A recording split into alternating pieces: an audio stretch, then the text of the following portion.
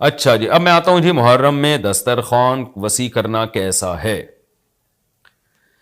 اس بارے میں ایک روایت ہے کہ عاشورہ کے دن جو اپنے اہل و عیال پر دسترخوان وسیع کرے گا، ان کو کھلائے گا، تو اللہ اس کے رزق میں برکت دیں گے.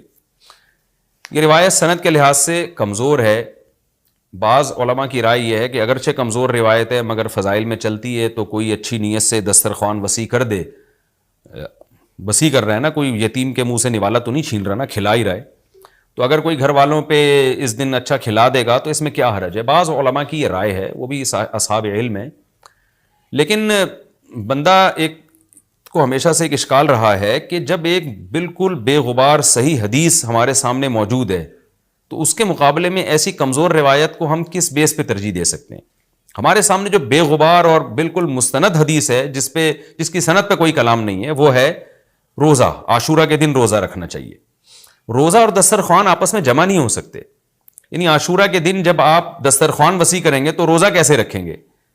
تو بعض لوگوں نے یہ تعویل کی ہے کہ افطاری میں کر لیں آپ. تو افطاری میں تو 10 تاریخ نہیں رہے گی نا، 11 شروع ہو جائے گی، وہ تو 11 محرم ہو جائے گی. بعض لوگوں نے یہ کہا کہ جی 9 محرم کو جب سورج غروب ہو تو عاشورہ کی رات کو دسترخوان وسیع کر لیں. تو حدیث کے ظاہر سے تو عاشورہ کا دن معلوم ہوتا ہے کہ جب عاشورہ والا دن شروع ہو چکا ہو، یعنی صبح صادق کے بعد. یعنی حدیث میں تکلفات کرنے پڑ رہے ہیں، اس کی تعویلات کرنی پڑ رہی ہیں.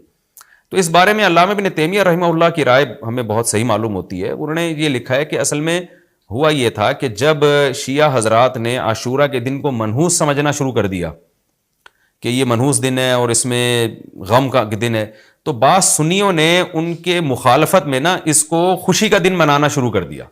یعنی ہوتا ہے نا، آپ کسی کی مخالفت میں حد سے تجاوز کرتے ہیں، تو انہوں نے خوشی کے دن کے لیے اس میں کھانے پینے کی روایتیں گھڑ لی، کھاؤ پیو کھلاؤ پلاؤ، تاکہ بالکل ان کی مخالفت ہو. تو حقیقت یہی معلوم ہوتا ہے کہ چونکہ صحیح حدیث میں روزے کا تذکرہ ملتا ہے، اور روزہ اور کھلانا پلانا جمع نہیں ہو سکتے.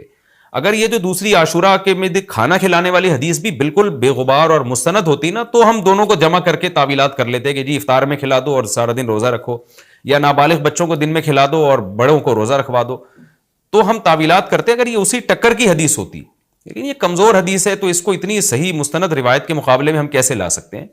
تو وہ ابن تیمیہ رحمہ اللہ کی بات کافی معقول معلوم ہوتی ہے کہ بعض شامی لوگوں نے یہ روایت کو گڑھا ہے صرف شیعہ لوگوں کی دشمنی اور مخالفت میں، کہ اس کو خوشی کا دن. تو عاشورہ کا دن تو نہ غم کا دن ہے نہ خوشی کا دن ہے، عبادت کا مقدس دن ضرور ہے، تو برکت کا دن ضرور ہے. تو اس لیے اس میں صحیح بات یہی معلوم ہوتی ہے کہ یہ کھلانا پلانا والا جو روایت ہے یہ ہمیں صحیح معلوم نہیں ہوتی.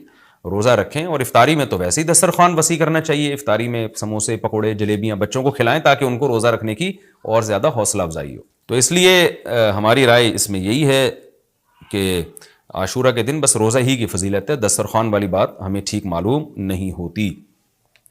کیونکہ اس کے مقابلے میں جو ہے نا، دسترخوان والی حدیث کے مقابلے میں زیادہ صحیح حدیث ہے جو روزہ تو کھانا پینے سے اجتناب کا نام ہے، اور افطاری میں تو ویسے ہی آدمی کھا لیتا ہے، وہ اس کے لیے پھر ضرورت نہیں ہے الگ سے ہمیں کسی روایت کی.